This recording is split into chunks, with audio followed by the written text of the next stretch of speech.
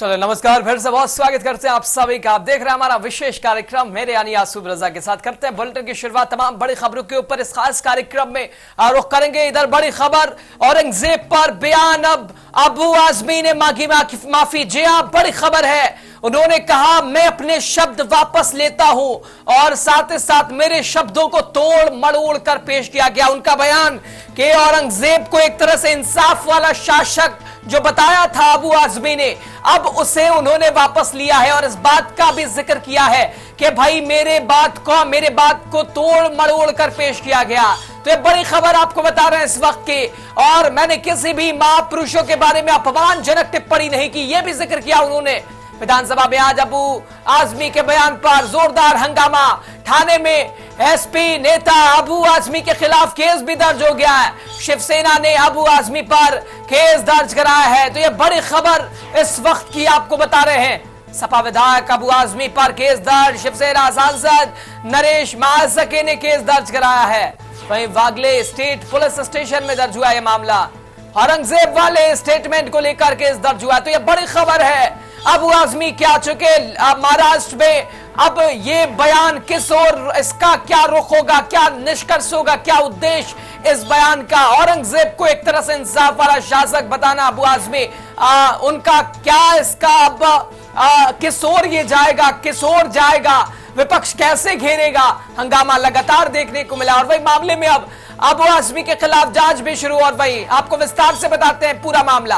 औरंगजेब की तारीफ करने को लेकर महाराष्ट्र के समाजवादी पार्टी के अध्यक्ष अबू आजमी पूरी तरह पसते नजर आ रहे हैं। और एक तरफ जहां महाराष्ट्र में उनके खिलाफ मामला दर्ज हो गया है, तो दूसरी तरफ जनता भी अबू आजमी के बयान का विरोध कर रही है। शिवसेना सांसद नरेश महासके ने अबू आजमी के खिलाफ वागले स्टेट पुलिस स्टेशन में मामला दर्ज कराया है। सपा विधायक अबू आजमी के खिलाफ वागले स्टेट पुलिस स्टेशन में एक तरह से बीएनएस की धारा 209, 302, 356(1) और 356(2) के तहत मामला दर्ज कराया गया। नरेश महासके ने आरोप लगाया है कि मुगल शासक औरंगजेब की प्रशंसा करने वाले अबू आजमी की टिप्पणी से धार्मिक भावनाएं आहत हुई हैं। अब आजमी ने पहली बार औरंगजेब की तारीफ नहीं की है, बल्कि पहले भी वो उनकी प्रशंसा करते रहे हैं। साल 2023 में उन्होंने ऐसा ही बयान दिया था, जिसके बाद उन्हें जान से मारने की धमकियां मिलने लगी। आपको सबसे पहले सुनाते हैं अबू आजमी ने क्या बयान दिया और उसके बाद क्या सफाई दी, आपको एक नजर में दिखा रहे हैं।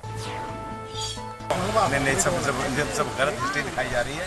औरंगजेब रहमतुल्लाह अलैह ने बहुत सारी मंदिरें बनवाई हैं और आप बनारस में जाकर देखेंगे एक बच्ची, पंडित की बच्ची को जब उनका ही एक सिपाही सालार उसके साथ शादी करना चाहता था, उन्होंने उस सिपाही सालार को 2 हाथियों के बीच पैर बांध कर मार दिया और उन पंडितों ने उनके लिए एक मस्जिद बना के दिया वहाँ पर। क्या बात करते हैं, ये गलत हिस्ट्री। तो आप औरंगजेब को क्रूर शासक नहीं मानते हैं? नहीं, मैं नहीं मानता। औरंगजेब क्रूर शासक नहीं? बिल्कुल नहीं, मैं बिल्कुल क्रूर शासक नहीं मानता। भाई कर दीजिए, कोई बात नहीं, अगर कानून मुझे गलत है तो कर दीजिए, लेकिन मेरा कहना ये कि राजा लोग सत्ता और संपत्ति के लिए संघर्ष करते थे।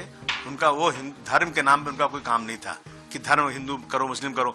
जिसने 52 साल तक हुकूमत किया हो, तो अगर जबरदस्ती हिंदुओं को मुसलमान बनाना चाहता हो तो भारतवर्ष में कितने हिंदू मुसलमान बन जाते। ये सारी चीजें कब शुरू हुई हैं? 1857 की गदर में जब मंगल पांडे ने बलिया से इस लड़ाई शुरू करी, तो उसका साथ देने वाले सबसे पहले मुसलमान थे, बहादुर शाह जफर। अंग्रेजों को लगा ये हिंदू मुस्लिम साथ रहेंगे तो हम आज़ादी की लड़ाई, हम इस लड़ाई में यहाँ राज नहीं कर सकते हैं। इन्होंने इस तरह हिस्ट्री को बदनाम शुरू किया। मैं फिर कह रहा हूँ कि औरंगजेब रहमतुल्लाह अलैह जो हैं, उन्होंने मंदिर तोड़ी तो मस्जिद भी तोड़ी है उन्होंने। गोलकुंडा की मस्जिद की जो ताना राजा थे तानाशाह, क्या नाम था उसका, उसकी मस्जिद तोड़ा उन्होंने, वहाँ पे मंदिर भी तोड़ा। अगर तो क्या वजह है उसके पता लगाना चाहिए। लेकिन अगर वो हिंदू के खिलाफ होते तो 34% हिंदू उनके साथ नहीं रहते और उनका सिपाही सालार हिंदू नहीं रहता। मेरा कहना है कि इसको हिंदू मुस्लिम एंगल से नहीं देखना चाहिए। और ये सच है कि उनके राज में भारतवर्ष सोने की चिड़िया था। भारतवर्ष 24% यहाँ का वो था। भारतवर्ष की सीमा अफगानिस्तान और बर्मा तक थी। तो ये कौन मिटा सकता है, हिस्ट्री से कौन मिटा सकता है? अगर आप इन सब बातों को लाएंगे तो हम करेंगे, लेकिन फिर मैं कहूंगा कि इसमें हिंदू मुस्लिम का एंगल देने की कोई जरूरत नहीं। तो आपने अबू आजमी का बयान देखा, उनकी सफाई देखी। अब आगे बढ़ते हैं। औरंगजेब पर बयान पर अबू आजमी ने माफी मांगी। सुनिए उन्होंने क्या कुछ कहा, आपको सुना रहे हैं।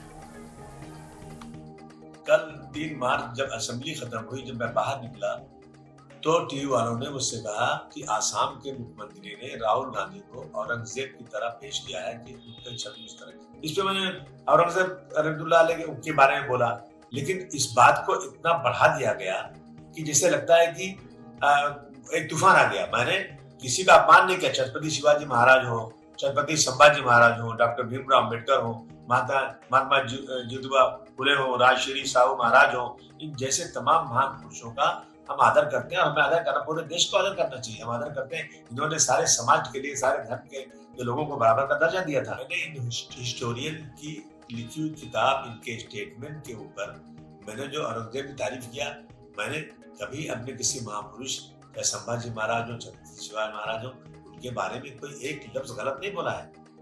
लेकिन अगर इन चीजों से किसी को वो लगता है कि इसको तोड़ मरोड़ के पेश करके किसी को लगता है कि मैंने गलत बोला है, तो भाई मैं अपने पूरे स्टेटमेंट को वापस लेता हूँ। असेंबली चलना चाहिए। असेंबली में बहुत सारे काम है।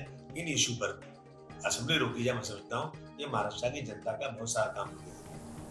तो आपने सुना क्या कह रहे हैं अबू आजमी, और वहीं इस मामले पर नेताओं की प्रतिक्रियाएं भी सामने आई हैं। चूंकि मामला इतना बड़ा है तो आनी तो स्वाभाविक, आपको दिखा रहे किसने किसने क्या क्या कहा है, एक नजर में। बयान बहुत ही गलत है और निंदाजनक है।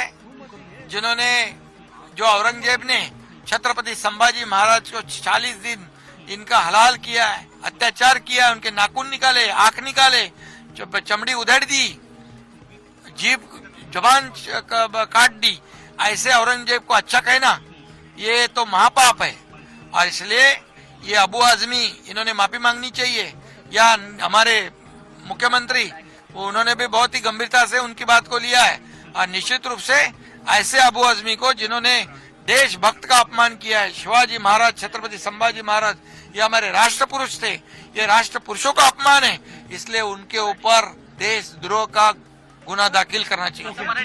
देखो, अबू आजमी के ऊपर देशद्रोह का गुना दाखिल करना चाहिए। यहाँ महाराष्ट्र में नहीं, पूरे हिंदुस्तान में रहने का उनको अधिकार नहीं है। जिस आदमी ने, जिस औरंगजेब ने हिंदुओं की सैकड़ों हजारों मंदिरें तोड़ महिलाओं पे अत्याचार किया, छत्रपति संभाजी महाराज पे क्रूर अत्याचार किया, वो देश के खिलाफ था, उसने अपना देश लूटा। उसका अगर भलामण, उसके ऊपर स्तुति सुमन जो अबू आजमी कर रहे हैं, तो ये हमको सहन होने वाला नहीं है। हमारे नेता एकनाथ शिंदे साहब ने सुबह ही मांगनी की है कि अबू आजमी के ऊपर देशद्रोह का गुना दाखिल करना चाहिए। आज हम यहाँ उनके ऊपर देशद्रोह का गुना दाखिल कर रहे हैं। डिप्टी सीएम जो महाराष्ट्र के हैं, उनको इतिहास की जानकारी नहीं, और अगर इतिहास की जानकारी होती तो शायद इस तरह का बयान न देते।